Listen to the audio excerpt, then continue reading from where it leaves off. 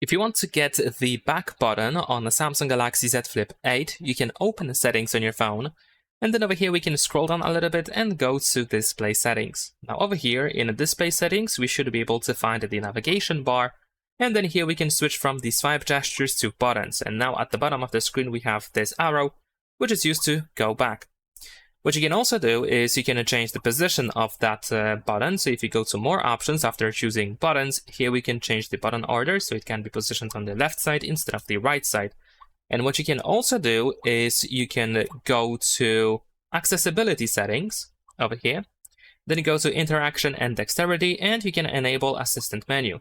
And then we have this button over here. If you tap on it, you will open this panel, and here we also have a back button.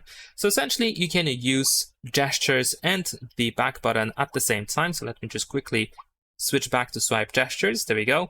And as you can see, even though I use swipe gestures, I can use this back button here. Leave a like and subscribe.